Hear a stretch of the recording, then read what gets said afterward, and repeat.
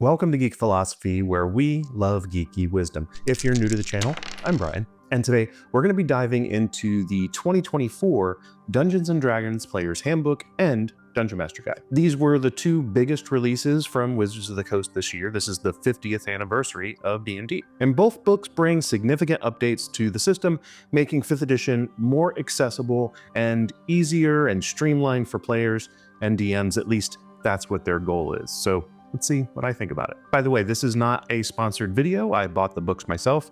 Actually, I picked up both of the variant covers too. I guess that's the old school comic book collector in me showing through. Let's start with the Player's Handbook. The 2024 edition of this Player's Handbook is a solid update, I think, and it makes the game more intuitive and easier to reference, and I think it's a little smoother to play, although I'll test that out as I play through sessions. I have to point out that you don't need to buy this book if you're happy with your current game. If it's 5e that you like and you have the book from 2014, then play that. The core rules are also free on D&D Beyond, and WotC plans to release this version under the Creative Commons license once all the core rulebooks are out, so you'll be able to get it for free there too whenever they do that. First, let me just tell you how I really like the look of these books. And I say books because both covers are great. The artwork is fantastic, and that's the only real difference if you get one cover versus the other. The interior is exactly the same. The interior art is fantastic, and the layout and the format of the book is great. I think that they've done a good job at organizing things. For example, they've moved the spell lists for each one of the classes with the class section, which makes a ton of sense because everything else for that class is pretty much grouped together, so it makes it easier to see what spells are available for the class that you're playing. It would have been nice though if they included a page number next to the spell name for the detailed descriptions of the spells in the back of the book or in that magic section, but it's still a big improvement over the 2014 version. I think the book also does a great job at introducing D&D role-playing basics through the examples, the annotated examples that is, of social interaction, exploration, and combat, the three main pillars of D&D. For instance, the social interaction example shows players using wisdom and charisma checks in a tavern scene, and the exploration example has the adventurers investigating a mysterious room, and it highlights how teamwork and chance plays a role in the game. Then in the combat example, it shows adventurers battling skeletons, and it walks through all of the attack rolls, saving throws, and the special abilities like the rogue sneak attack. Now, in all of those different examples, it includes annotations to point out how the rules are working throughout the encounter, and I think it's really well done. But as we all know, to play the game, you're going to need a character. And as expected, the 2024 Player's Handbook has a step-by-step guide for character creation. Now, my family recently sat down to create some first-level characters using the steps outlined in the Player's Handbook. Now, we haven't played these characters yet, but it's nice to know that the book's design does simplify character creation a bit, even for beginners. Now, character origins have two main components at this point.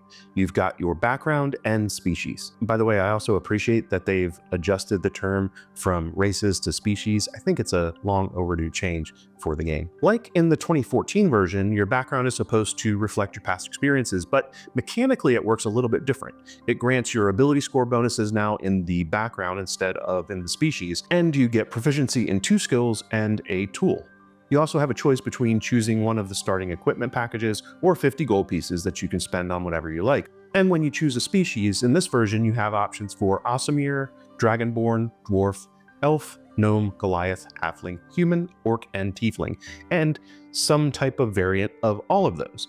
The species determines your creature type, which is usually humanoid, but your size is also configured there by your species, so you could be a small or medium-sized character. It also gives you your base speed and any special traits or unique abilities that you might have. Now, one of my favorite things that they've added is the rules glossary. Whenever we were creating our characters, when someone had a question about a specific term or a rule, I was able to say, hey, let's check the rules glossary, and most of the time, it helped answer the question right away. And when it didn't, we were able to just check the index in the back of the book and find what we were looking for.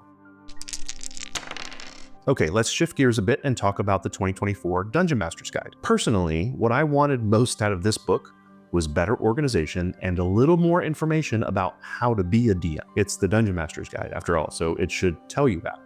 And I think the 2024 version of this book is a big improvement over the 2014 version. 10 years ago, they had great content, but it wasn't as effective at teaching someone how to be a DM. So this book starts with the basics, and it covers foundational topics like what does a DM do? That's pretty important. Things you need, preparing for a session, and how to run a session. And I think this is important to put at the front of the book, which is what they're doing. Good stuff. It even includes an example of play to help visualize how everything works together as you're running the game, similar to what they did in the Player's Handbook, but this time from the perspective of how you would run things as a game master. It also has specific sections on respect for the players and respect for the DM, which I think are great, and it sets a positive tone for games. And speaking of running the game, Chapter 2 goes into session mechanics with sections on group dynamics and storytelling and game mechanics like narration and outcomes and character advancement. So all of the things you need to know as a DM to help the session run smoothly. It also includes some good tools for improvisation and tips for running those 3 pillars of D&D mentioned in the Player's Handbook: social interaction, exploration, and combat. So the structure is more intuitive, and I think it tackles how to be a DM instead of just presenting a bunch of ideas and rules. It also includes guidance on creating adventures and campaigns. You see, even though they sell published adventures, they know the beauty of D&D is creating your own stories and adventures. So Chapter 4 is about creating adventures. It gives a step-by-step approach for designing adventures, covering everything from story hooks to structure. And then Chapter 5 moves a little bit further. It guides DMs on creating campaigns, linking adventures together into cohesive campaigns that you can play with your group. There are also a bunch of tracking sheets sprinkled throughout the book. You have a tracker for game expectations, a travel planner, a settlement tracker, and a campaign journal, even a DM's character tracker. They also have sheets on managing other aspects of the game, like campaign conflicts, and a magic item tracker, and a Bastion tracker. That's right. We have Bastions. And I think Bastions are one of the most exciting new additions to the game. This introduction to that section kind of sums it up pretty well. A Bastion is a location that belongs to a player character, a home, a stronghold, and a place of power that a character develops over the course of the campaign. A Bastion offers a character temporary refuge from a dangerous world of adventuring, and it provides opportunities for a character to craft magic items, conduct research, harvest poisons, build ships, and carry out a range of other activities. Now, not every character is going to need a Bastion or even want one. Some players may not be interested in dealing with this sort of mechanic, and it may not fit for your group. But I know at least one of my players who's going to be really excited about this. Crystal is the kind of World of Warcraft player who plays a druid and then goes out for hours on her own and just searches for flowers and other components and loves to craft all kinds of stuff. I'm not a big World of Warcraft player, so don't ask me how that all works, but I know she loves to do it, and she's been hungering for this type of thing in D&D. So Bastions can act as a creative playground for the players, where they can work on projects or create unique campaign benefits, especially during the downtime. This is great for those in-between sessions. This lets players develop their characters' achievements and stories beyond the main adventure. I also think it's great to do a Bastion turn when not everybody can show up for a session. You can have people talk about it at the table, and then those that aren't there, they can take their turn separately from the group and then talk about it when they return. And it lets the players develop their characters' achievements and stories beyond the main adventure. I'm also happy to see that Wizards of the Coast included a campaign setting within this Dungeon Master Guide. It was always something that was separate from the DMG in the past. And bringing back Greyhawk for this edition is a great choice, I think.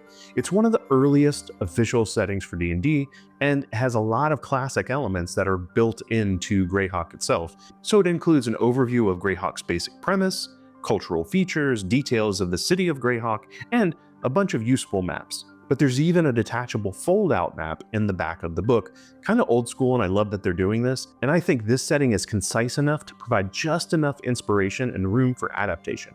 So you're not going into too much detail here, but it gives a strong foundation for anyone who's wanting to start a campaign in the setting and really prompt the DM to expand on what's there and make it their own. Now, as any experienced DM can tell you, there are some topics that just need to be covered but don't fit neatly into any specific categories, and that's where the DM's toolbox comes in. Now, this is similar to the rules glossary in the Player's Handbook. It covers rules and situations that DMs commonly encounter, like grappling and stealth and perception checks and all those gray areas that pop up from time to time during your session. And they even have a lore glossary in the appendix of this book, and that covers some of the iconic aspects of D&D. So some of the named heroes and villains and creatures and locations, all kinds of stuff that has come out of the D&D mythos over the years, which can be a great introduction to the lore of the D&D multiverse.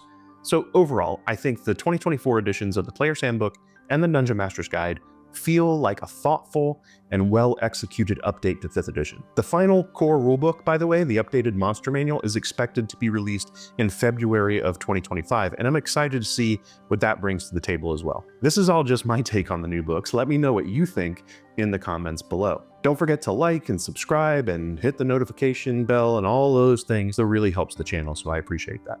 As always, I'd like to leave you with a little relevant geek philosophy, this time from Terry Pratchett. Why do you go away? So that you can see the place where you came from with new eyes and extra colors. Cheers.